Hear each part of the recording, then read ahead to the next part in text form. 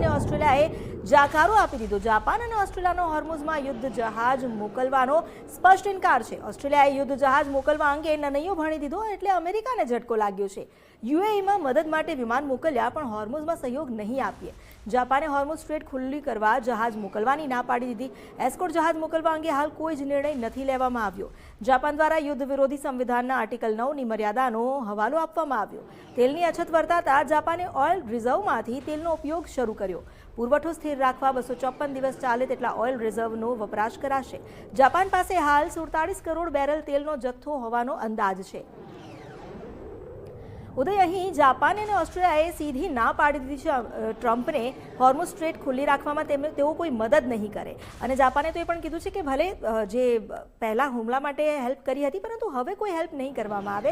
આનાથી શું અસર વર્તાશે અને શું ટ્રમ્પે જે હોર્મુઝ સ્ટ્રેટ ખુલ્લું રાખવા માટે જેટલા પણ દેશોની મદદ માંગી છે એ દેશો પર કેટલી સત્તા એની? હવે પહેલાં જો સૌપ્રથમ વાત આપણે ઓસ્ટ્રેલિયાની કરીએ તો ઓસ્ટ્રેલિયા એક એવો દેશ છે કે જે બ્રિટનની નજીક માનવામાં આવે છે ને સાથે સાથે ચીનનું પ્રભુત્વ ત્યાં વધારે જોવા મળે છે। ઘણી બધી જીવન જરૂરીની વસ્તુઓ અને માટે ઓસ્ટ્રેલિયા ચીન પર નિર્ભર છે। એટલે ઓસ્ટ્રેલિયા સીધું અહીં ચીનની દુશ્મની નથી લેવા આવતું કારણ કે દુનિયા જાણે છે કે ચીન અત્યારે ઈરાનનો સાથ આપી રહ્યું છે।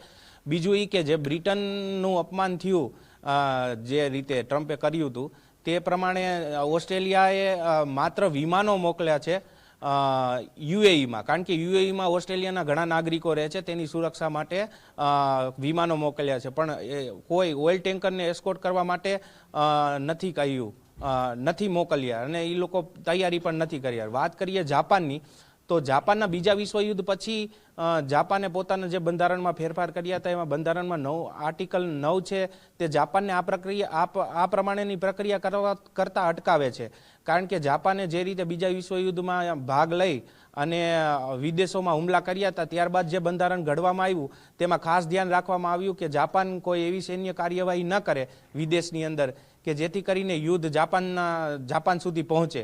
એટલા માટે અત્યારે જાપાને પણ આર્ટિકલ 9નો હવાલો આપી અને કહ્યું છે કે અમે આમાંથી રસ્તો શોધી રહ્યા છીએ। બીજી તરફ જાપાનની અંદર પણ ઓઇલની અછત છે, ગેસની અછત છે। ગેસની અછત માટે તેને જાપાને ઓસ્ટ્રેલિયાને કહ્યું છે પ્રોડક્શન વધારવાનું કારણ કે જાપાન ગેસ ઓસ્ટ્રેલિયા પાસેથી લે છે।